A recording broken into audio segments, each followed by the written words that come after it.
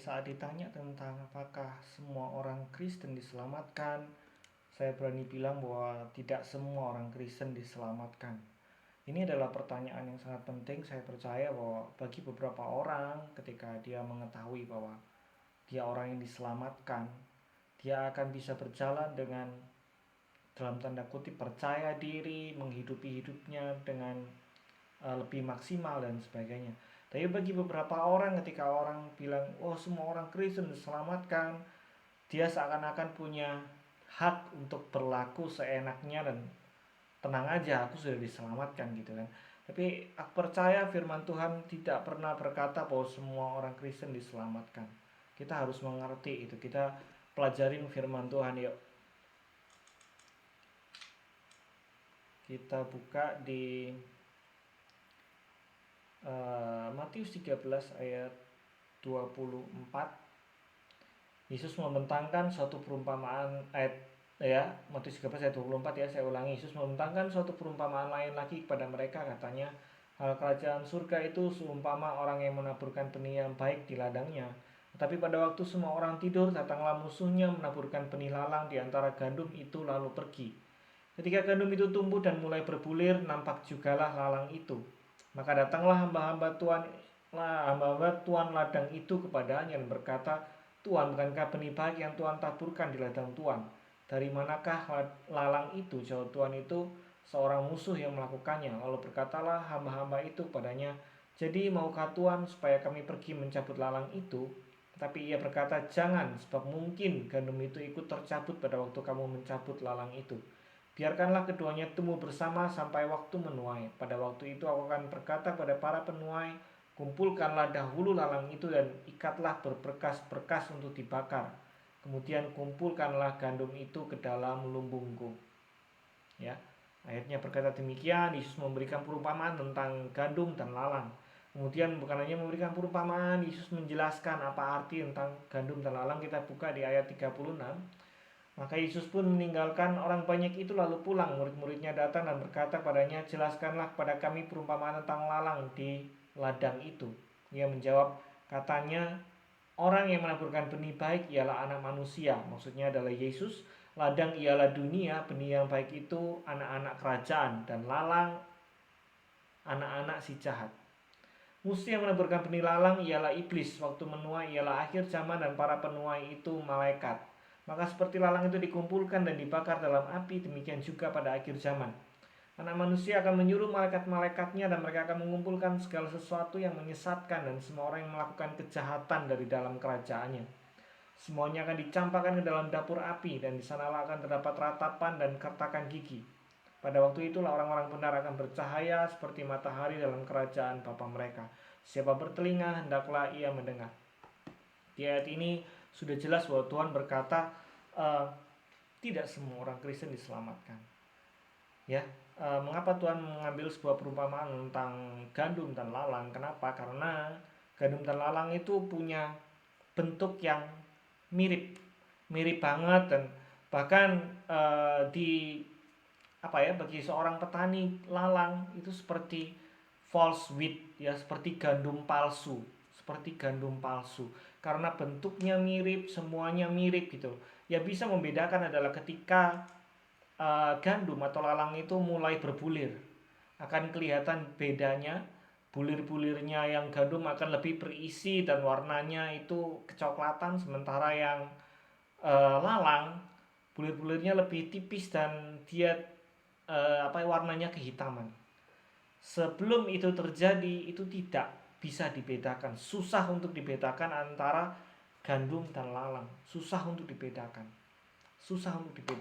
Walaupun ketika diamati dengan baik, para petani mungkin bisa membedakan ya. Tapi kita lihat bahwa Tuhan berkata bahwa jangan dicabut dulu lalangnya, karena jangan-jangan kamu salah cabut dan yang kamu cabut juga gandumnya.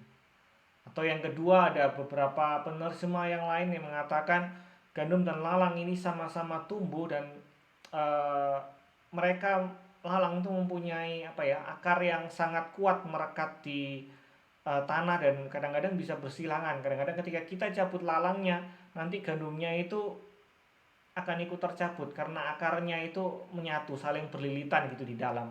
Ya, lalang itu adalah tumbuhan hama yang tumbuh bersama-sama di ladang gandum.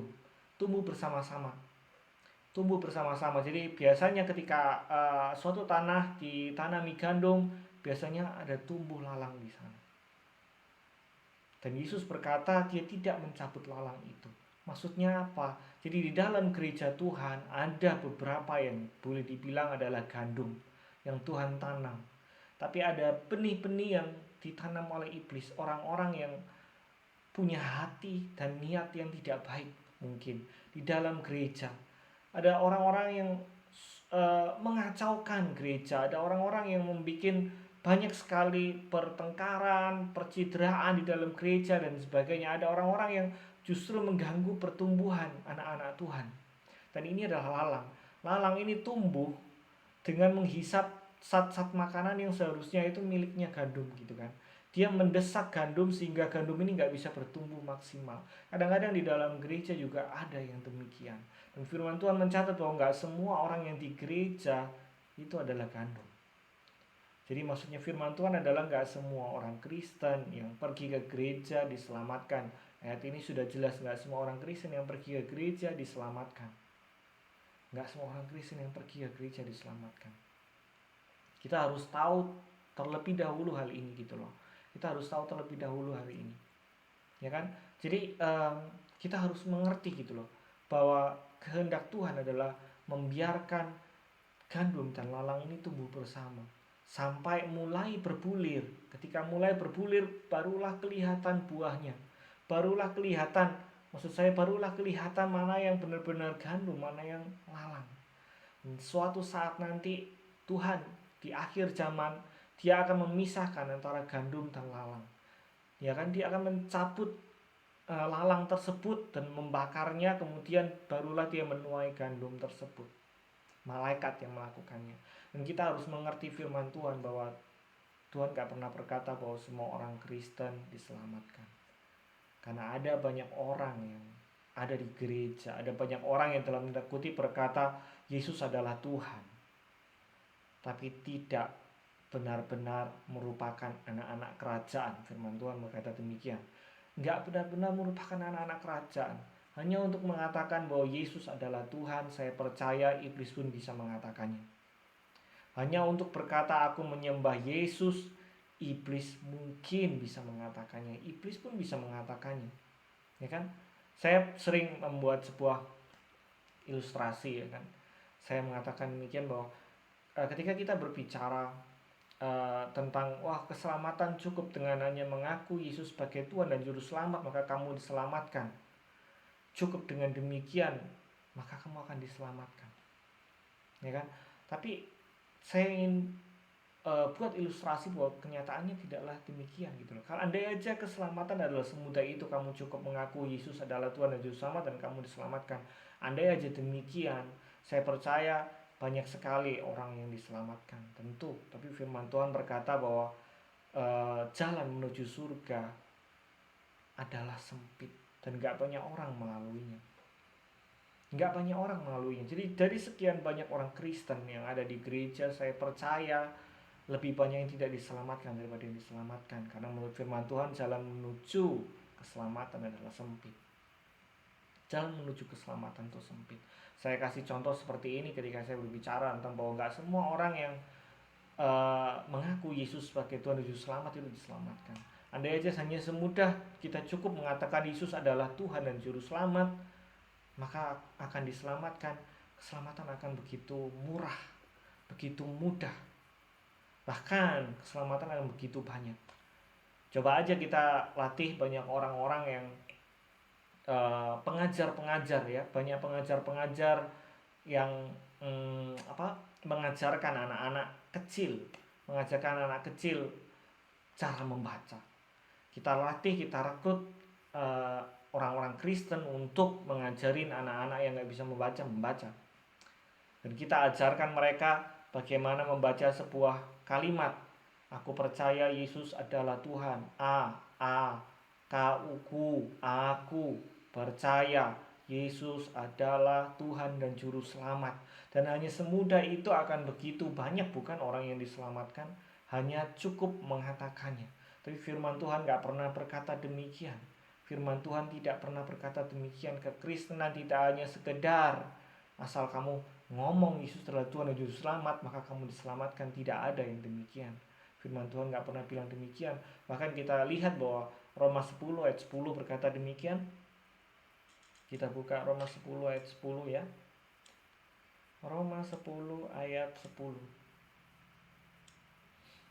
Karena dengan hati orang percaya dan dibenarkan, dan dengan mulut orang mengaku dan diselamatkan. Jadi sudah jelas bahwa bukan hanya perkataan mulut saja yang menentukan apakah kita diselamatkan atau tidak.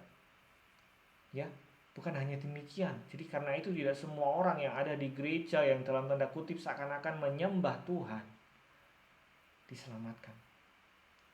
Kenapa? Karena firman Tuhan berkata dengan hati orang percaya dan dibenarkan. Dengan hati orang percaya dan dibenarkan. Bukan hanya mulut. Semua orang bisa berkata Yesus adalah Tuhan. Seperti yang tadi saya bilang, ketika seorang anak kecil yang gak pernah belajar membaca, diajarin membaca pertama kali, dituntun membaca bahwa Yesus adalah Tuhan dan Juru Selamat. Aku menerima Yesus sebagai Tuhan dan Juru Selamat. Dan semudah itu, oh berarti dia sudah diselamatkan. Tidaklah demikian adanya. Firman Tuhan mencatat dengan hati orang percaya dan dibenarkan. Dan saya percaya keselamatan itu bukan hanya dari perkataan Yesus adalah Tuhan dan Juru Selamat mengakui, tapi hati percaya. Hati percaya Yesus adalah Tuhan dan Juru Selamat. Dan ketika hati percaya, maka tindakan pasti berubah.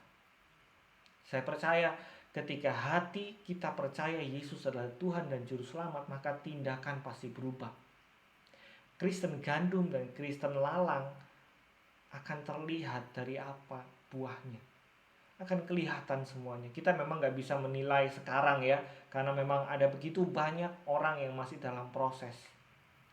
Mungkin benih yang pertama Tuhan tabur itu baik, benih, ya kan? Tapi untuk menjadi sebuah pohon yang baik, gandum yang baik, itu perlu proses. Dan kadang-kadang orang Kristen jatuh dalam dosa, tapi apakah dia bangun kembali atau tidak? Kita gak bisa dengan semudah itu menghakimi sesama kita yang jatuh dalam dosa. Oh kamu pasti lalang, kamu pasti Kristen lalang. Kita gak pernah bisa menghakimi demikian, karena penghakiman adalah milik Tuhan. Dan Tuhan berkata bahwa malaikatnya lah yang akan memisahkan antara gandum dan lalang. Kan Tuhanlah sendiri yang akan menilai kita gandum atau kita lalang. Jadi apakah kita gandum atau lalang? Coba perhatikan. Orang yang sungguh-sungguh percaya Yesus sebagai Tuhan dan Juru Selamat, hidupnya pasti berubah. Saya percaya demikian, hidupnya pasti berubah. Kita tidak mungkin berkata aku percaya Yesus tapi kita masih hidup di dalam dosa. Kita bisa jatuh dalam dosa tapi kita tidak bisa hidup dalam dosa. Kalau kita masih terus hidup dalam dosa dan tidak ada penyesalan, tidak ada rasa bersalah, maka saya bisa pastikan Anda belum diselamatkan. Tapi orang yang sudah diselamatkan, walaupun dia jatuh dalam dosa, dia akan berbalik, dia akan berusaha. Walaupun dia jatuh bangun di dalam dosa, dia akan terus berusaha untuk hidup benar. Kenapa? Karena dia sudah diselamatkan. Itu adalah tanda bahwa dia sudah diselamatkan. Kita gak bisa hakimin orang lain, kamu gandum atau kamu lalang, kita gak bisa hakimin itu. Tapi saya percaya Tuhanlah yang akan menjadi hakim, Tuhanlah yang akan menentukan gitu loh, apakah hati kita betul benar-benar percaya atau tidak. Ya kan? Orang yang benar-benar percaya hidupnya pasti berubah. Itu tandanya. Ya kan, kita gak akan mungkin bisa bilang kita percaya tapi hidup kita gak berubah, gak bisa.